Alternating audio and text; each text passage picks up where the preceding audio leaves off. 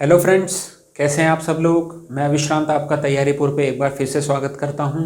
और current affairs की जो हमारी श्रृंखला चल रही है राजस्थान करंट अफेयर्स की, उसको हम और आगे बढ़ाते हैं। ठीक है, फरवरी का जो करंट अफेयर है उसको आज पूरा करने का प्रयास करेंगे।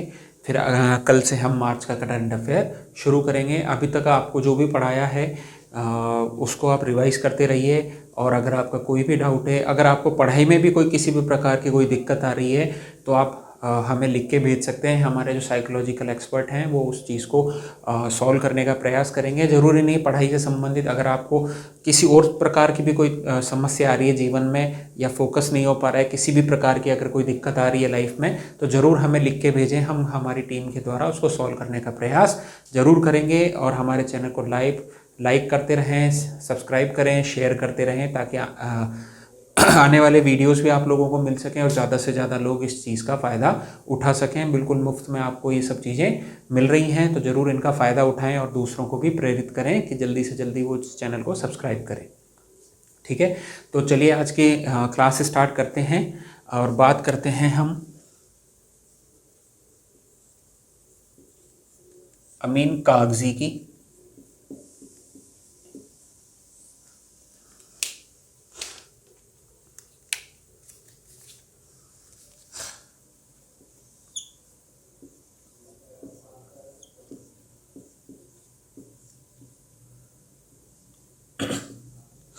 अमीन कागजी जो हैं, इन्हें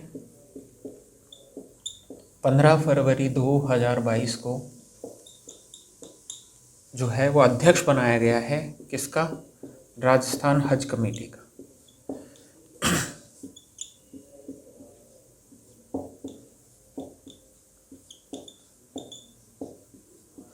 ठीक है, तो ये ध्यान रखना है कि राजस्थान हज कमेटी के जो अध्यक्ष हैं वो कौन है? अमीन कागजी हैं। ठीक है, चलिए आगे बढ़ते हैं।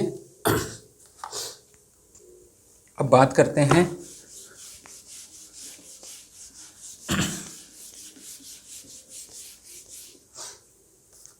अटल भूजल परियोजना की।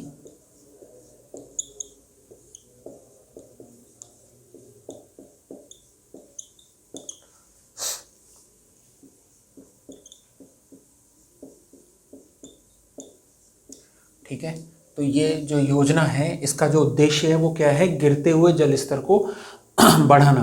ठीक है, तो इसमें क्या किया जाएगा? वर्षा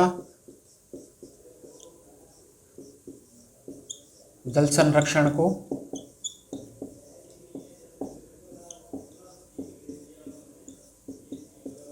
बढ़ावा देंगे। ठीक है, पहला तो वर्षा के जल संरक्षण से बढ़ावा देंगे तो भूमि का जल स्तर क्या होगा? भूमिगत जल स्तर क्या होगा? बढ़ेगा। ठीक है, और जो ये योजना है कहाँ कहाँ चलाई जा रही है? 17 जिलों में, 17 जिलों की 38 पंचायत समितियों में।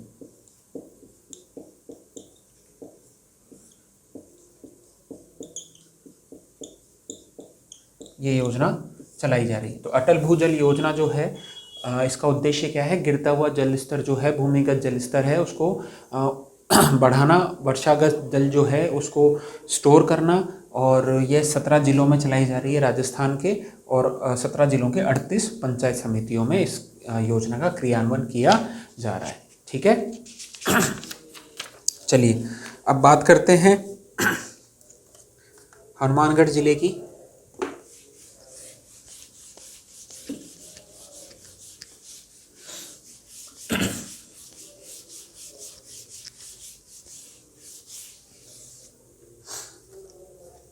और बात करते हैं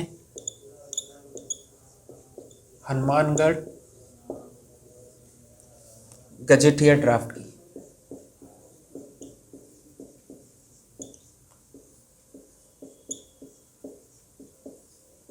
ठीक है, तो हमारे जो मुख्यमंत्री जी हैं उन्होंने घोषणा करी थी कि हर जिले का जो है वो गजेटियर ड्राफ्ट बनेगा। तो हनुमानगढ़ पहला जिला है जिसका गजेटियर ड्राफ्ट तैयार हो गया है। ठीक है, और ये कब अनुमोदन हुआ इसका? अनुमोदन हुआ है 9 फरवरी को।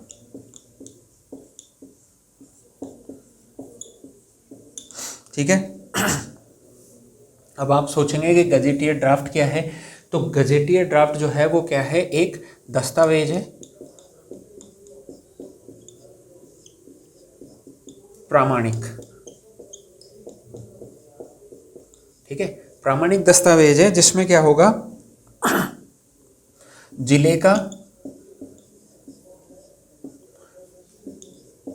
संपूर्ण भौगोलिक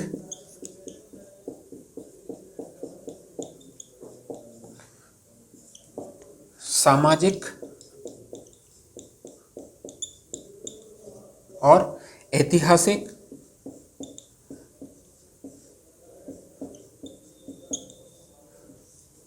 और सांस्कृतिक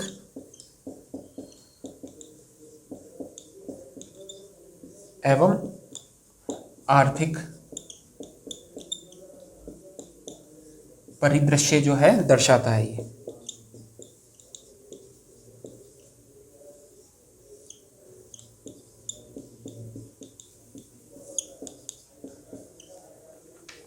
ठीक है, तो गजेटेड ड्राफ्ट जो है ये जो है ये किसी भी राज्य का एक प्रामाणिक दस्तावेज है, जिसके अंदर क्या होगा कि उस जिले की संपूर्ण भौगोलिक, आर्थिक, सांस्कृतिक, सामाजिक, ऐतिहासिक जो परिदृश्य है उसके बारे में पूरी जानकारी हमको मिलती है। और हमारे मुख्यमंत्री ने घोषणा करी थी कि सभी जिलों का क्या किया जाएगा, गजेटेड ड्राफ्ट बनाया जाएगा।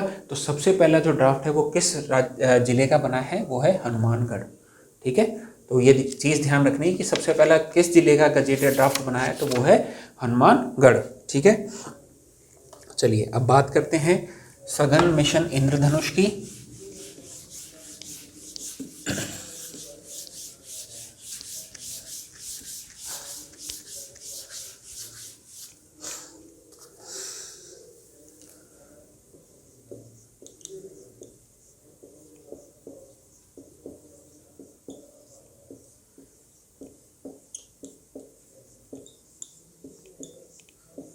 फोर 4.0 चौथा संस्करण।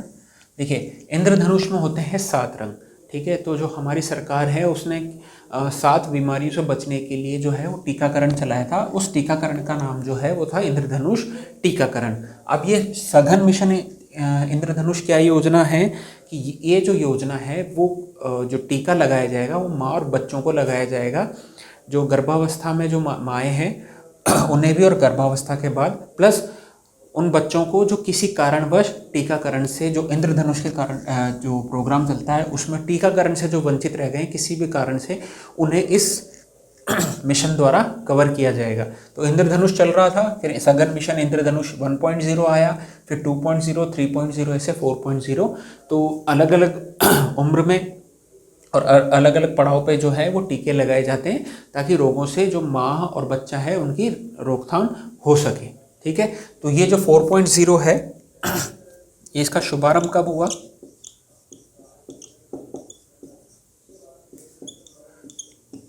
7 फरवरी को हुआ।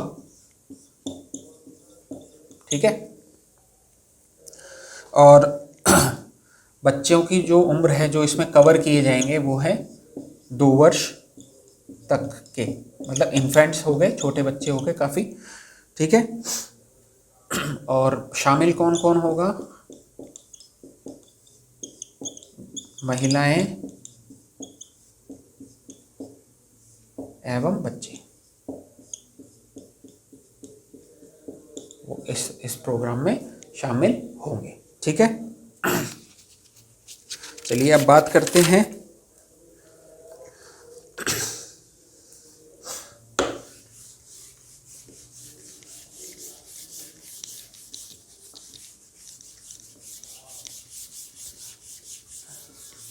जो अब बात करते हैं सिंचाई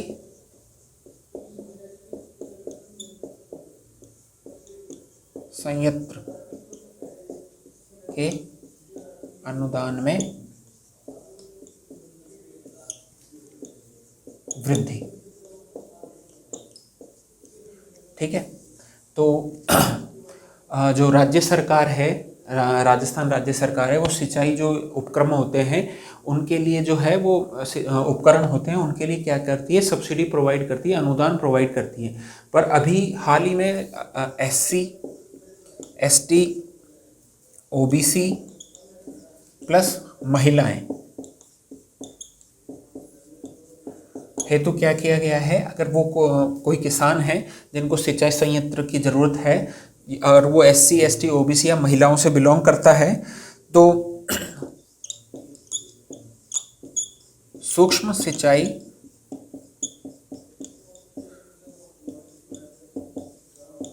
संयंत्रों में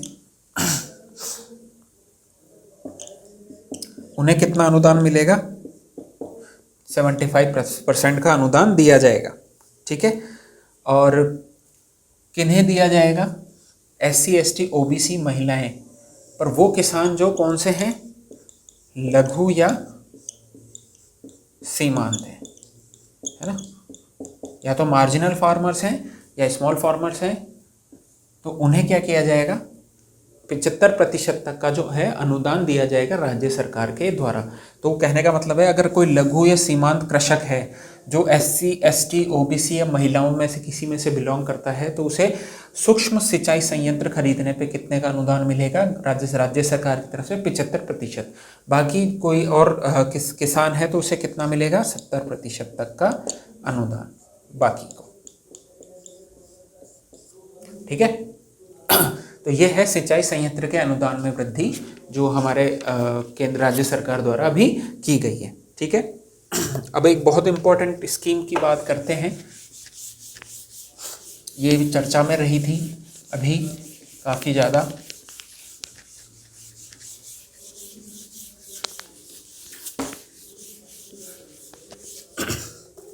इस योजना का नाम है या पहल का नाम है मेरी पुलिस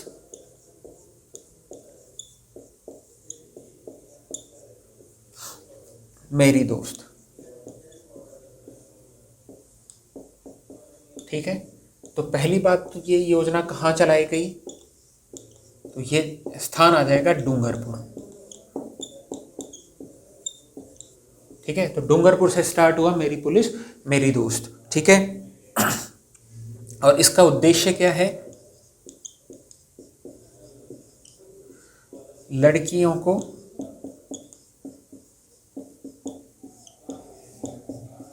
पुलिस की कार्यप्रणाली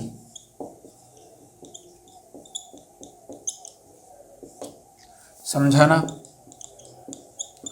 पुलिस को लड़कियों का दोस्त बनाना ताकि वो अपनी कोई भी प्रॉब्लम लेके पुलिस के पास आ सकें, और नियमित संवाद स्थापित करना,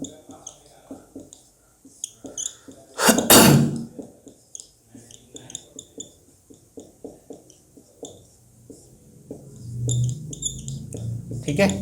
तो जो मेरी पुलिस मेरी दोस्त ये जो पहल है, ये जो इनिशिएटिव है, ये किसके द्वारा चलाया जा रहा है, डूंगरपुर पुलिस के द्वारा। ठीक है, स्थान डूंगरपुर है। उद्देश्य क्या है, लड़कियों को पुलिस की कार्यप्रणाली समझाना, पुलिस और लड़कियों को आपस में एक दूसरे का दोस्त बनाना, लड़कियों की सुरक्षा बढ़ाना और नियमित संवाद स्थापित करना लड़कियों एवं पुलिस के बीच में। ठीक है, चलिए आगे बढ़ते हैं। और ये कब चलता है, प्रत्येक शनिवार को। ठीक है,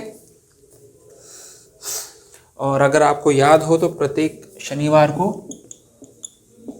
नो बैग डे भी मनाया जाता है। इस दिन बच्चों को, जो सरकारी स्कूल में जो बच्चे हैं, उन्हें बैग लाने की मनाही होती है, उस दिन बैग लाने की आवश्यकता नहीं है।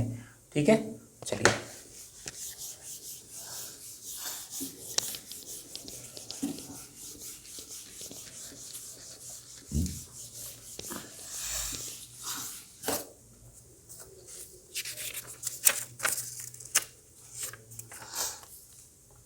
अब एक गांव की बात करते हैं। गांव का नाम है खेरुणा। ठीक है, कहाँ है, बूंदी जिले में है। ठीक है, और चर्चा में क्यों है, क्योंकि ये ODF प्लस गांव बना है बूंदी जिले का पहला।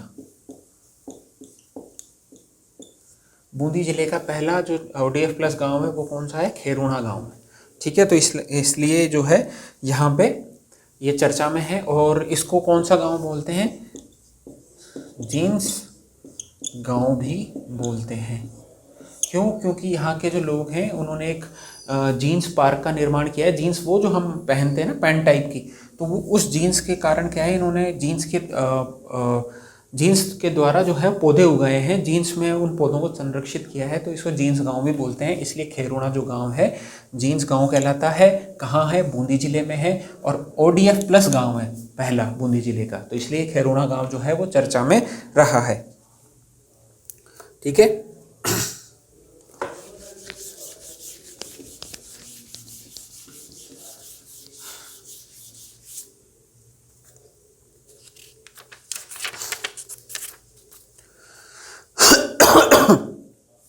अब बात करते हैं श्री रामदेव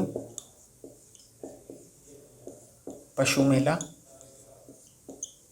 ठीक है, अगर आपसे ऐसा पूछा जाए कि श्री रामदेव पशु मेला कहाँ लगता है, तो ज़्यादातर लोगों का जवाब होगा जैसलमेर में, पर जो गलत है। कहाँ लगता है? नागौर में लगता है। ठीक है। एक पर्वतसर में मेला भी लगता है, नागौर में पशु मेला। ठीक है, वो कौन सा लगता है? तेजाजी वाला।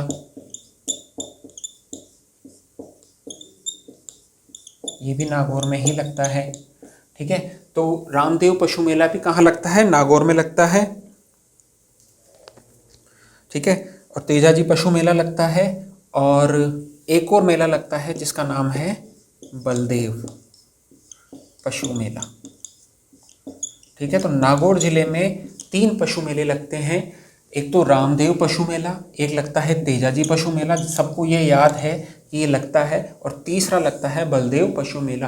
तो आपसे अगर सवाल पूछ ले कूट मिलान वाला, तो उसमें नागौर में पशु मेलों की बात करें तो रामदेव भी दे सकता है, तेजाजी भी दे सकता है, या फिर बलदेव भी दे सकता है। तो ये तीनों चीज़ें आपको याद होनी चाहिए। तो इस प्रकार आपको कंफ्यूज किया जा सकता है, पेपर में पूछ लेगा बलदेव पशु मेला कहाँ लगता है, तो आपको याद होना चाहिए वो लगता है नागौर में। रामदेव पशु मेला, और पहला ऑप्शन ही आपको मिलेगा जैसलमेर, और ज़्यादातर बच्चे टिक कर देंगे, पर वो नहीं, जैसलमेर नहीं है, वो है नागौर। ठीक है, चलिए आगे बढ़ते हैं। अब बात करते हैं हमारे खिलाड़ी, राजस्थान के खिलाड़ी, जिनका नाम है श्याम सुंदर स्वामी। अभी भी चर्चा में है, हाल ही में चर्चा में है।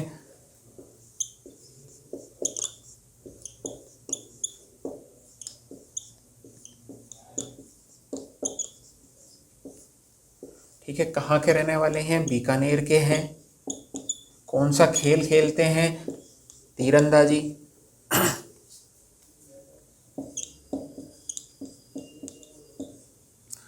और क्यों चर्चा में है? कि दुबई में वर्ल्ड पैरा तीरंदाजी में रजत पदक जीता है।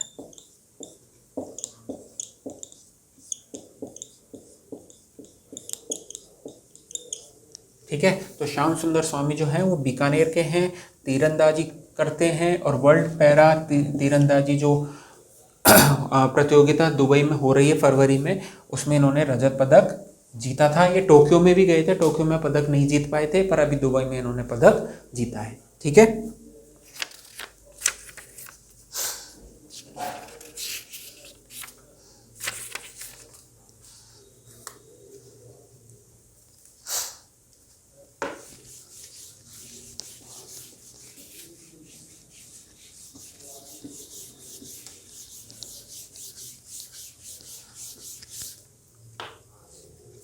अब बात करते हैं कृष्णा पूनिया जी की। विधायक भी हैं,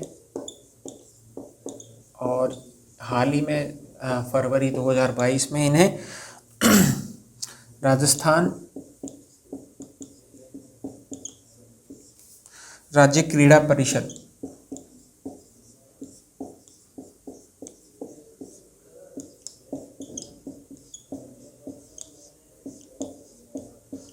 अध्यक्ष बनाया गया है।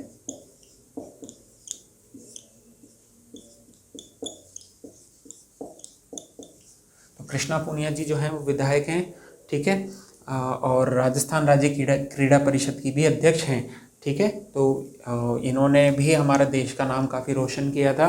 डिस्कस थ्रो खिलाड़ी हैं ये कृष्णा पूनिया जी, ठीक है। और अब बात करते हैं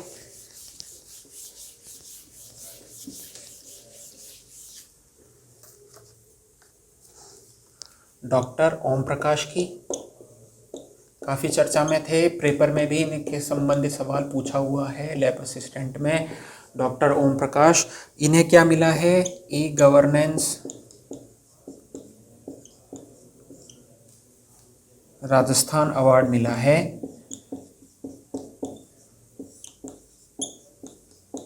ठीक है। और क्यों मिला है इन्हें ई गवर्नेंस राजस्थान अवार्ड? क्योंकि इन्होंने राज किसान साथी पोर्टल निर्मित किया था,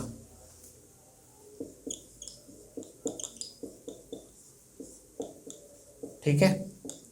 इसके अलावा 8 मोबाइल ऐप भी इन्होंने क्या किए हैं? विकसित किए हैं। तो ये जो है डॉक्टर ओम प्रकाश, इन्हें ई गवर्नेंस राजस्थान अवार्ड मिला है।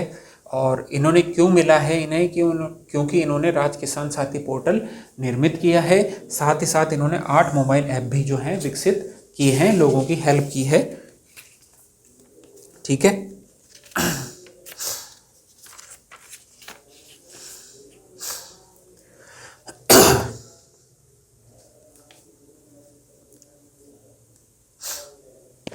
और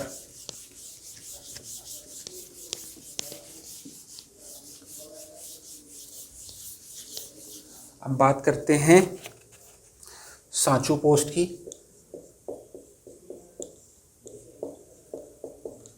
ठीक है।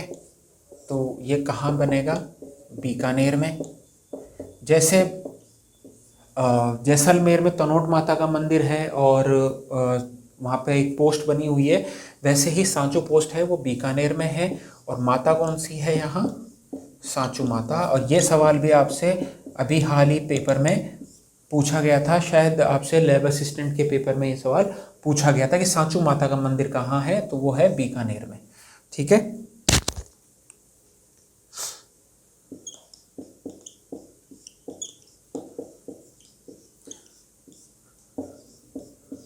सांचू माता का मंदिर का लोकार्पण भी किया गया है, प्लस प्राण प्रतिष्ठा भी यहाँ पर की गई है, ठीक है। और सांचू पोस्ट जो है वो उसको किस तर्ज पे विकसित करेंगे? पर्यटन की तर्ज पर। मतलब जैसा तनोट माता को बनाया गया था, तनोट माता जो है वो एक पर्यटन स्थल हो चुका है, उसी तरीके से सांचू पोस्ट भी है वो पर्यटन स्थल की तर्ज पर बनाया जाएगा। और यहाँ पर जो है सांचू माता मंदिर भी बनाया गया है। ये कहाँ है? बीकानेर में है। और अभी यहाँ पे मंदिर का लोकार्पण किया गया है और प्राण प्रतिष्ठा भी की गई है, ठीक है। तो दोस्तों ये था हमारा राजस्थान का फरवरी का करंट अफेयर, जो कि 4-5 क्लासेस में हमने कवर किया है। उम्मीद है कि आप लोगों को समझ में आया होगा। और किसी भी प्रकार का आपको कोई भी डाउट है तो आप कमेंट लिख के हमें सूचित कर सकते हैं, ठीक है। हम आपकी शंका का निवारण करने का पूरा प्रयास करेंगे और उम्मीद करते हैं कि आपका प्यार हमें मिलता रहेगा जैसे जैसे चैनल ग्रो करेगा। अभी आपकी ज्योग्राफी की भी क्लासेस जल्दी ही स्टार्ट हो जाएंगी, तो बिल्कुल आपको घबराने की ज़रूरत नहीं है। आपका पूरा कोर्स हम लोग बिल्कुल निःशुल्क रूप से करवाएंगे और ये हमारा वादा है कि जल्दी से जल्दी आप लोगों के लिए और भी सब्जेक्ट की क्लासेस लाई जाएं बिल्कुल निःशुल्क रूप से। बस हमें चाहिए आप लोगों का प्यार। चैनल को सब्सक्राइब करें, शेयर करें और ज़्यादा लोगों तक इस चीज़ को पहुंचाएं कि तैयारीपुर एक अच्छा चैनल बन पाए, ठीक है। मिलते हैं दोस्तों अपन नेक्स्ट क्लास में।